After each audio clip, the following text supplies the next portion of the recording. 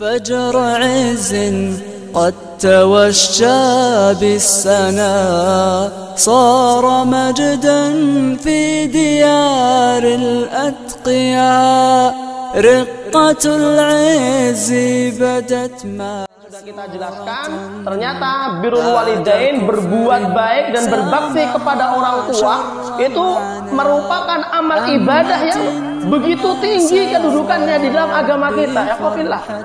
Ya, yang pertama kemarin adalah ya birrul walidaini, ya berbakti kepada orang tua itu ya yudhkaru ba'da tauhidi wa nahyi 'anil syirki. Perintah untuk berbuat baik kepada orang tua itu selalu dibarengkan oleh Allah Ta'ala setelah perintah untuk bertauhid dan menjauhi syirik. Nah, jadi inilah yang menjadikan kenapa birrul walidain itu sangat penting sekali, sangat tinggi sekali kedudukannya, karena di dalam Al-Quran setiap kali Allah Ta'ala ya memerintahkan untuk beribadah hanya kepadanya, kemudian melarang dari berbuat syirik, sering-sering sekali Allah Ta'ala membarengkannya dengan perintah untuk berbuat baik kepada orang tua. Bahkan hampir setiap perintah untuk berbakti kepada orang tua itu didahului dengan perintah untuk bertauhid. Ya, selalu didahului dengan perintah untuk bertauhid atau perintah untuk menjauhi syirik, baru setelah itu ada perintah untuk berbakti dan berbuat baik kepada orang tua. Inilah yang menunjukkan betapa berbakti kepada orang tua itu merupakan sesuatu yang begitu tinggi kedudukannya di dalam agama Islam. Dan kemarin sudah kita sebutkan banyak sekali ayatnya, di antaranya misalkan dalam surat An-Nisa ayat 36, kemudian Al-An'am ayat 100, ya 51, dan juga ada pada surat Al-Isra ayat 23, dan masih banyak ayat-ayat yang lain yang berkaitan dengan hal ini. Kemudian kemarin juga telah kita sebutkan bahwa birrul walidain itu termasuk ya afdalu minal jihadi fi fardil kifayah. Ya, termasuk betapa tingginya kedudukan birrul walidain, itu disebutkan bahwa birrul walidain itu lebih utama, lebih afdal daripada jihad pada hukum fardu kifayah. Jadi di dalam jihad yang hukumnya fardu kifayah, maka birrul walidain kedudukannya lebih tinggi.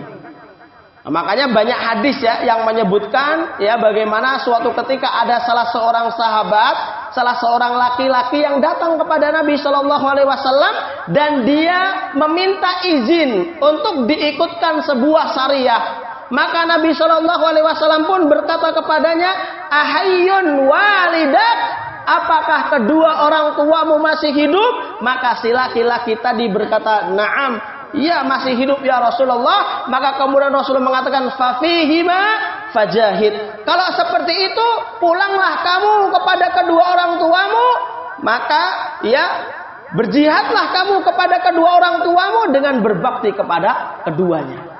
Nah, di dalam hadis ini dijelaskan oleh para ulama menunjukkan bahwa birrul walidain itu lebih utama daripada jihad dalam perkara yang hukumnya fardu kifayah.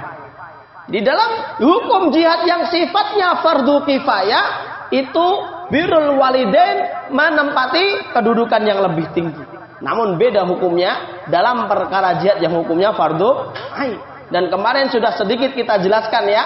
Nah, di dalam hukum jihad itu hukumnya dan keadaannya berubah-ubah.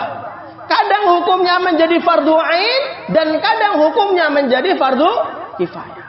Nah, makanya dalam hukum jihad yang sifatnya fardu kifayah, maka berbakti kepada orang tua itu didahulukan. Makanya dalam hukum jihad yang sifatnya fardu kifayah, para ulama mensyaratkan ada idnul walidain, ada harus izin kepada orang tua. Pada hukum yang sifatnya fardu kifayah. Namun pada hukum jihad yang sifatnya fardu ain, maka ya berizin kepada kedua orang tua itu dihapuskan, tidak ada. Makanya kalau nanti belajar ya kita membahas tentang syurutu sihhatil jihad ya, syurutu wujubil jihad, syarat-syarat diwajibkannya jihad, itu nanti ada dua pembahasan. syarat-syarat diwajibkannya jihad ketika hukum fardu kifayah dan syarat-syarat diwajibkannya jihad ketika hukumnya fardu ain. Nah, dan tentunya di zaman kita ini ya tentu hukum jihad ya sudah bukan kembali fardu kifayah, namun hukumnya sudah sampai kepada tahapan fardu ain sebagaimana dikatakan oleh Syekh Abdullah bin Hazm rahimahullah. Beliau mengatakan apa? Ya, hukum jihad semenjak ya ditaklukkannya, dirampasnya negeri Andalus oleh mereka orang para kufar, maka menjadi fardu ain bagi setiap kaum muslimin sampai Andalusia kembali lagi jatuh di tangan kaum muslimin. Nah, ini kaitannya dengan apa?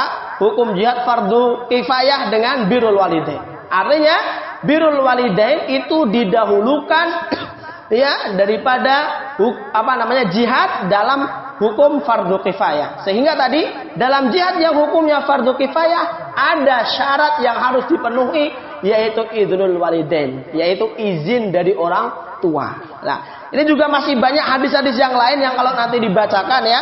Nah, dalam jihad yang hukumnya fardu kifayah maka birrul walidain ini didahulukan. Misalkan ya dalam sebuah hadis ya dari Ibnu Mas'ud, di mana suatu ketika beliau pernah bertanya kepada Nabi Shallallahu Alaihi Wasallam, ayyul amali ahabbu ilallah, amal apakah yang paling dicintai oleh Allah? Yang pertama Rasulullah menjawab as-salatu ala waqtiha, amal yang paling dicintai oleh Allah, kata Nabi Shallallahu Alaihi Wasallam ketika ditanya Ibnu Mas'ud, adalah salat pada waktunya, tepat waktunya.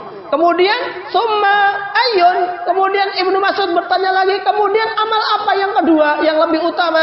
Kemudian Rasulullah menjawab birrul walidain, amal yang kedua setelah sholat pada waktunya yang paling dicintai oleh Allah adalah birrul walidain. Ya, kemudian apa? Summa qala, ya, summa ayun, kemudian Ibnu Mas'ud bertanya lagi, kemudian amal apa yang ketiga yang dicintai oleh Allah Ta'ala, yang paling dicintai oleh Allah Ta'ala? Kemudian Rasulullah menjawab al-jihadu fi sabilillah. Maka para ulama memberikan penjelasan di dalam hadis Ibnu Mas'ud ini terdapat tahapan amal-amal yang paling utama dan paling dicintai oleh Allah. Yang pertama adalah sholat pada waktunya, yang kedua adalah berbakti kepada orang tua, dan yang ketiga adalah al-jihadu fi sabilillah. Dari hadis ini menunjukkan ketika hukum jihad fardu kifayah, maka apa? Ya tentu ya sholat pada waktunya itu menempati yang lebih utama, dan birrul walidain juga berada lebih didahulukan di atasnya. Namun ketika hukum jihad itu fardu ain, ya maka orang yang dalam keadaan apapun, bahkan dalam keadaan dia belum pernah sholat sekalipun, maka yang pertama kali harus dia lakukan adalah berjihad di jalan Allah Subhanahu wa Ta'ala, sebagaimana dalam sebuah hadis ya, dalam sebuah hadis ketika perang Uhud ya, disebutkan suatu riwayat ada seorang yang masuk Islam ya, kemudian orang tadi ya belum pernah sholat ya, belum pernah menjalankan amalan-amalan apapun di dalam Islam, melainkan dia bersyahadat dan kemudian dia berjihad di jalan Allah, karena ketika itu hukum jihad fardu ain ya, karena termasuk syarat hukum jihad fardu ain adalah ketika bertemu dua pasukan. Seketika itu ya sahabat tadi, orang tadi ya berjihad di jalan Allah, dan Rasul Shallallahu Alaihi Wasallam mengabarkan orang tadi telah gugur dan tempatnya di jannah, padahal dia belum memiliki satu amal soleh apapun melainkan amal soleh jihadnya tersebut. Nah, inilah salah satu tanda ya ketika hukum jihad fardu ain maka berbeda lagi urusannya. Nah, ini kita berbicara tentang keutamaan birrul walidain, di mana sekali lagi dalam birrul walidain kedudukannya, birrul walidain itu ya harus didahulukan daripada al-jihadu fi sabilillah dalam status jihad yang hukumnya fardu kifayah. Ini adalah sebuah perkara yang sangat jelas sekali yang diketahui dan dikenal oleh para salafus saleh. Kemudian yang berikutnya termasuk kedudukan birrul walidain adalah min abwabil jannah. Berbakti kepada orang tua itu ikhwafillah termasuk daripada pintu surga. Jadi pintu surga disebutkan bahkan pintu jannah yang paling tengah itu adalah birrul walidain. Dalam hadis sahih dari riwayat Imam Tirmidzi dan Imam Ibnu Majah, Nabi Shallallahu Alaihi Wasallam bersabda, al walidu awsatu abwabil jannah. Orang tua itu merupakan pintu yang paling tengah di jannah. Fa in syi'ta fa'dhi dzalikal bab aw hifdzahu. Jika engkau mau masuk ke dalam pintu jannah yang paling tengah itu, jagalah dan rawatlah, berbaktilah kepada orang tuamu. Namun jika engkau tidak menghendaki, sia-siakan orang tuamu. Ini kata Nabi Shallallahu Alaihi Wasallam dalam hadis sahih riwayat Imam Tirmidzi dan Imam Ibnu Majah. Dari hadis ini sangat jelas menunjukkan betapa kedudukan yang sangat tinggi pada birrul walidain. Ya, disebutkan bahwa termasuk ausat ya abwabil jannah, pintu surga yang paling tengah adalah birrul walidain. Ya, ini adalah hadis yang sahih ya. Adapun terkait keutamaan birrul walidain, banyak hadis-hadis dhaif bahkan palsu yang sering kita mendengar. Dan kita tidak